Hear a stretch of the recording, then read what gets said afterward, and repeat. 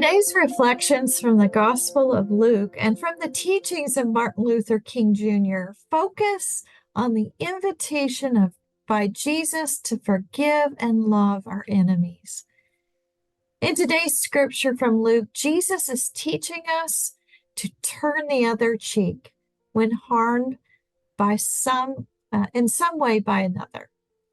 However, he wasn't encouraging his followers to be a doormat, as this passage has unfortunately been misinterpreted over the centuries that resulted in women staying in abusive marriages or oppressed persons denying their dignity.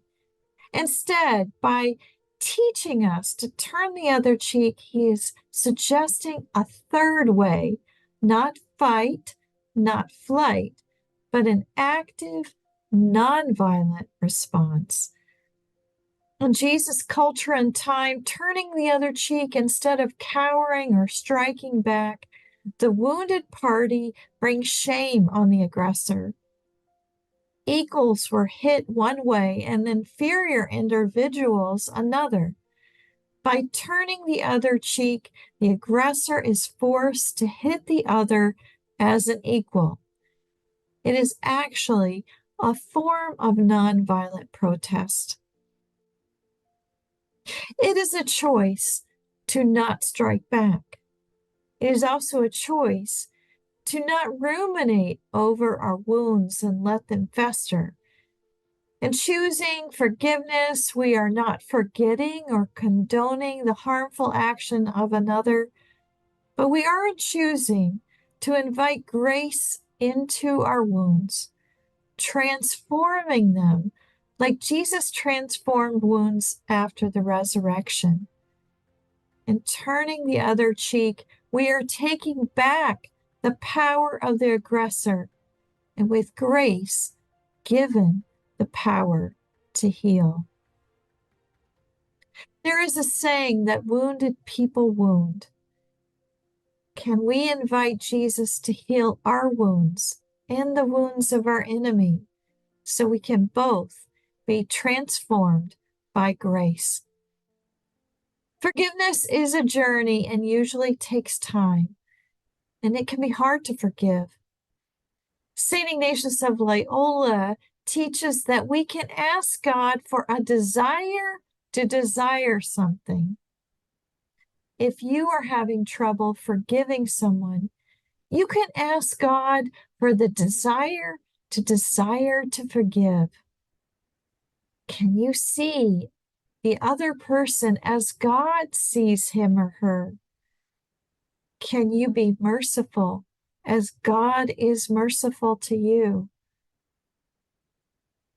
Often, we have played some part in whatever happened. Today's reflection also quotes Martin Luther King Jr., who beautifully lived out and preached Jesus' challenge to us to love our enemy.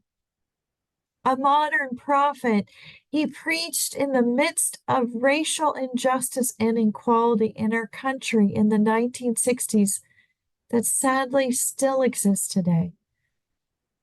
King, as we know, taught and practiced nonviolent protest. And he wrote of the redemptive power of loving our enemies by choosing to be friendly and kind to them, and even if not received at first, to keep trying. King also taught of the power of love that builds up and is creative. It is our work to pray for this grace-filled redemptive love that heals not only ourselves, but the world. I want to say that in our work of forgiveness, there are some people who are unsafe for us to be in relationship with, and or people for whom we need to keep boundaries. However, we can still pray for them as an act of forgiveness, and that prayer may soften our hearts toward them too. we can pray for their transformation in love through the power of grace.